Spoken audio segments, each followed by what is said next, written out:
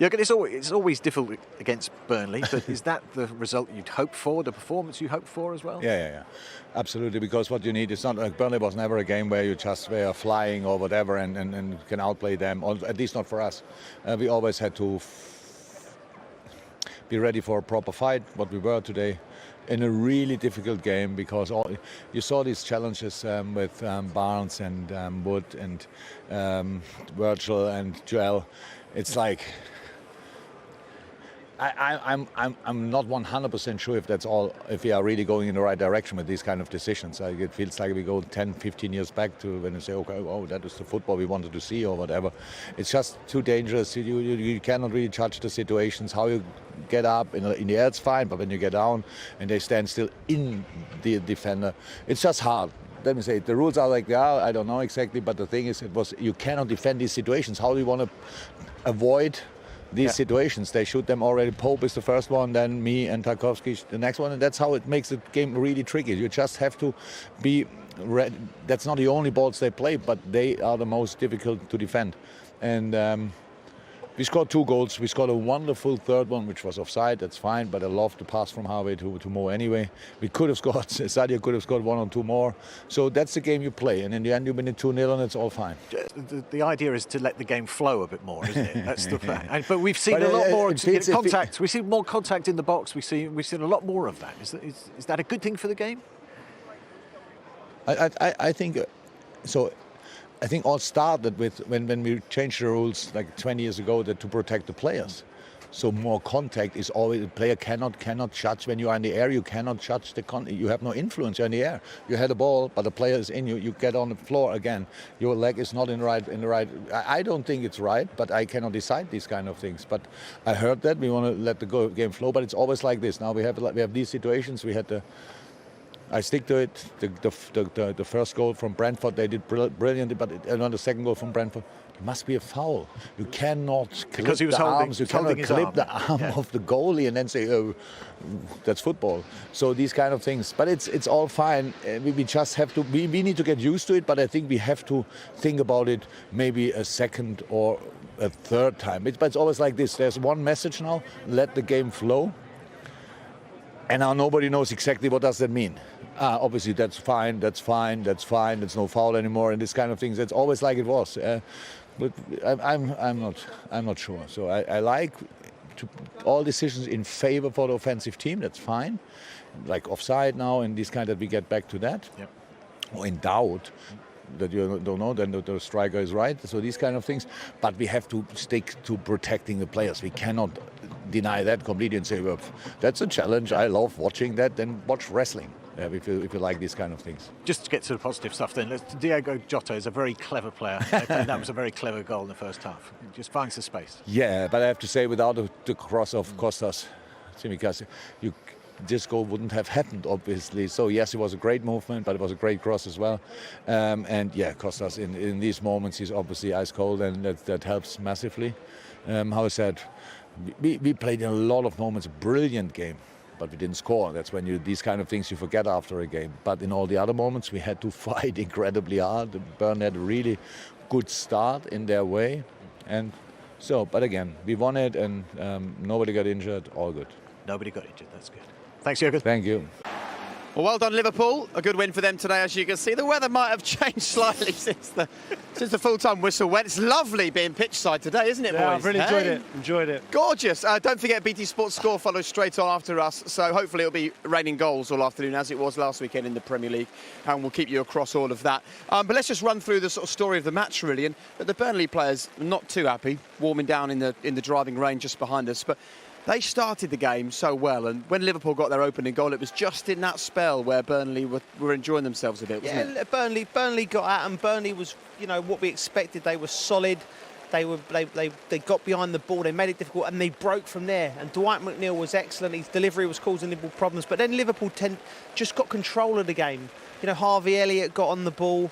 Salah and Mane started finding pockets, and then all of a sudden it became a bit more controlled possession, and they found that the opening goal come from a lovely cross from Tsimikas and Jota with some lovely movement, and then it was open then, and the game was a bit more spread.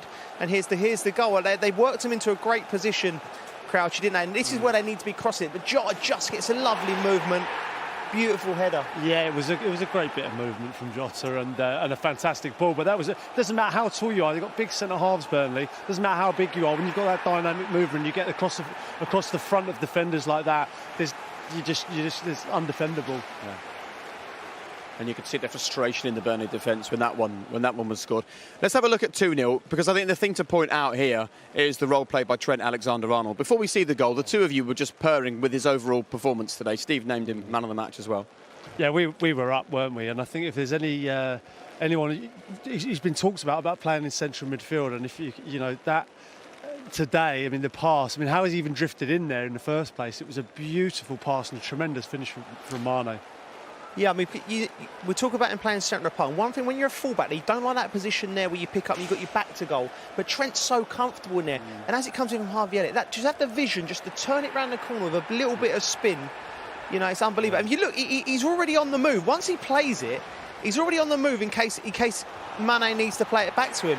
Yeah. Fantastic you know, performance. Where he is there in that central midfield role, like a lot of the season we didn't see him there last season. I don't know whether it's Van Dijk's come back and he feels more comfortable going forward and staying there, but he's staying in that position just behind the front there, as you know, in a number 10 role. And what a beautiful pass that was, a tremendous finish. I think you've hit it spot on there, because I think having Van Dijk in, that reassurance today, because him and Matip were exceptional, and it frees up Trent just to find pockets and the movement in front of them. I think last year they was always a little bit concerned what was going the other way. Now they're not. They leave them two at the back, and they had a hard day today, because Barnes and Wood are difficult to play against. Yeah. But they just took care of them comfortably, pushed up in the unison.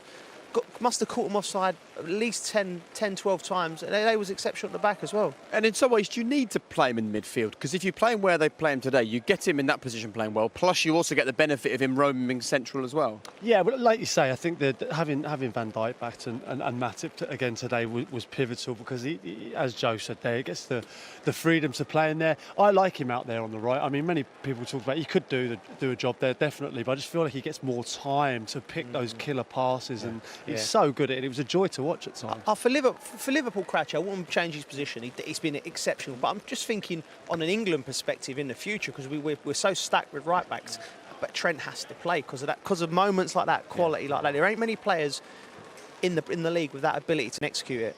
You two under your umbrellas is TV gold, by the way. Yeah, Wally's. Look at that. I mean, that shot there is as entertaining as the match, right? Leave it out, Tree. You're a Wally with the body as well. I just love the way you hold it right there. Do you like that? You know There's not a single raindrop getting on Crouchy's head. Right. Let's get the thoughts of Jordan Henderson. He's talking to Des. Here's what he made of today's win.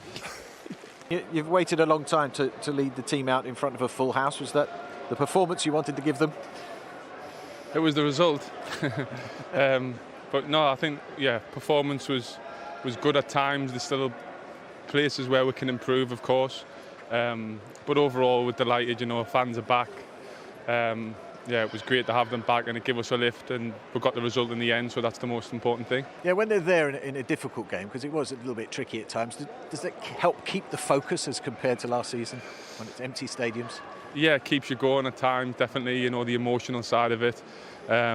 And Burnley were a good side. They make it difficult. We knew that before the game, and they certainly did that with the set pieces and the long balls in behind. But I thought overall we dealt with it quite well, and we could have scored more goals if we're being honest. And, well, speaking of the goals, Diogo Jota, he has the magic touch at the moment. He seems to be able to ghost into space and find it.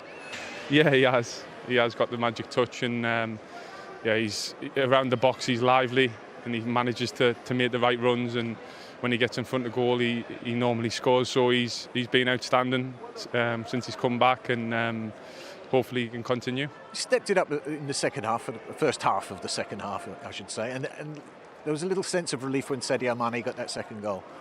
Yeah, I think the second goal is important in the game. You know, if it's 1-0 in the last 10 minutes, they're going to go long and get set pieces in the last 5-10 minutes. So then it can be really difficult. So I think the second goal was big for us to sort of kill the game a little bit, and that was an important period in the game. If you're to challenge for the title of the season, as I assume you will, does Anfield have to become the kind of ground where other teams are now again scared to come here? Yeah, always Anfield. People not like to play. I'm telling you now. I've spoken to players. Slipped away a little bit last season, though, didn't they? Yeah, but without the crowd, Exactly. it's different, totally different game. You know, football was totally different last season with no crowd, not only at Anfield but in general. You know, so yeah, I think now we've got the fans back. It's a different ball game, and hopefully we can keep our fortress, if you like, and teams won't like coming here, and we've got to make it difficult every time they do. Thanks very much, Jordan. Thank you. Interesting, isn't it, when we stop talking about the crowd and the impact because the story moves on, actually how it affects certain clubs as the season goes on. We saw last season some teams like Liverpool didn't benefit from the lack of a crowd. You could argue other clubs perhaps did. Yeah, for sure.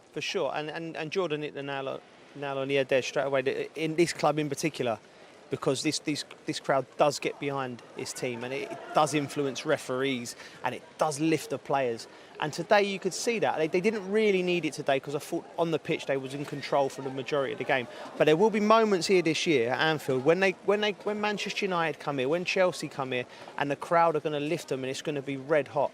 Today, early morning in the rain, it was good, but later on in the season it will be even more of an influence. Well, that man had a decent game today. He wasn't the only one. Harvey Elliott, I think when you look at the way he played today, it's an example of the importance of going to the right club at the right time on loan. And if you can get a whole season under your belt in the Championship, it equips you for coming in. Yeah, I'm a big advocate of it. I went out on loan and it benefited me so much when I was a young player. He's gone out on loan, he's done the right thing, he's gone out and he's got games. And what I'd say today is, you know, he's an 18-year-old kid. This was his Premier League debut. He played as if he'd played 100 games. He didn't look out of place at any point. He was comfortable in possession. He's gone out on loan at Blackburn. He's played games and he's got a lot more confidence. And he's someone that we heard about at 16, 17. And it's easy to forget that he hasn't made his Premier League debut yet. So for that to go under the radar, he looked like he'd been there for a number of years. I can't pay him a higher compliment. He's going to be a big part of Liverpool's season this year, I think. Yeah, he was what he done today was a lovely link between the midfield and the back, because he's got what Jurgen Klopp likes. He's got legs, he can move. We see him there running into left-hand channel, but he's got lovely technician. He can turn the ball round the corner. He plays the ball into Trent. He was very mature today, and we've heard a lot about him. We've watched him out on loan in Championship. He had a fantastic season, and I think Jurgen Klopp will lean on him this year. He won't be a regular, but he'll be drip-fed into the team and he'll have influence in big games. It was a big show of faith from the gaffer today to put him in today. First came back at Anfield, but he played with such maturity and he covered the most ground on the pitch. Which an 18-year-old in your debut, you're going to, but it was more his quality on the ball that impressed me. I expected that, though. They didn't shy away from getting on the ball, getting touches, and as Joe said, he was the link between them and the front, because Thiago and Henderson are probably sitting there, and he's just that little man not getting behind in the pockets and link it all up. Similar to Oxlade-Chamberlain before the injuries he had. He's going to be a big part this year. Particularly when the Africa Cup of Nations rolls around and Mane and Salah go away. You're right about drip feeding him in, and he can do that now. But if he keeps performing like that, when you lose those big players to go off, it could be 6 or 7 matches. That's when he really gets his opportunity. Well, that's it. I think he looks like a confident young man, and I think he won't be pleased about getting dropped after that performance today. He's got every right to start the next game. What do you both make of Liverpool then? Only 2 games into the Premier League season, and let's be honest, they will face bigger tests than Norwich away and Burnley at home. They answered questions for me today, because it's the first time I've seen Van Dijk in the flesh since his injury, and he looked as like a Rolls Royce like he is. I think him and Matip together look so composed. Like I said, we talked about the transfer policy, and we talked about bringing in the players on the fringes like Tsimikas. Can he push Robertson? Robertson for me is the outstanding left back in the league, and he has been for the last few years. I think he's a fantastic player. But Tsimikas coming in today, and I thought he showed that he's going to. You want that when you're playing on the pitch in the big clubs. You need someone behind you. He'll be another one. He won't want to be left out after his performance today. He played well. So there's a squad's looking strong at Liverpool. OK, what about Burnley? I mean, it was a difficult day for them. 3 shots on target, but the issue, I suppose, is that their second shot on target was in the 20th minute and the third one was right at the very end of the game. They had a long period where they just couldn't impact. Yeah, but that's cases like this. You don't think that they're in the games, and possession it's not a problem. They give up possession 85%. They're not worried about it because they know that they'll get a set piece, and they're always in the game at 1-0. And they kept it that way for a while until obviously the second goal kills them. But they had chances at the end, and I don't think that's Burnley's season is not going to be defined by away at Anfield, you know, it'll be defined elsewhere. I think, we were saying it before, me and Joe, we think they'll be absolutely fine, no danger of relegation. I think they'll do what Burnley do, and I think they'll get some results, and I think they'll be fine this year. It's nice to see a good old-fashioned wing player as well, like Dwight McNeil, isn't it? Yeah. Getting the ball down and running at people. He looked like he'd gone on again. You know, without sounding to giving him a big up too much, he reminds me of Di Maria in his way, his movement, his body shape, and his moving away. He goes, listen, there's a long way to go to get to that level. But he's perfect for Daesh because his left foot's a wand. He puts it in the right place, and he was at it today. He's playing against a player, Trent, directly, who had an exceptional game. It's really strange because one was having a go, the other one was having a go, and I'd like to see him freed up a little bit more, you know, because he's got such skill, and Crouchy knows better because he's played with him. Yeah, just honestly in training and stuff, like when it was a real eye-opener when I went there. I didn't realise quite how good he was until you see him training day in, day out. And it looks to me, again, like watching him play today, he looked fitter, he looked stronger, he looked quicker in some ways, but he's got a delightful left foot and he just glides, and he's a wonderful footballer.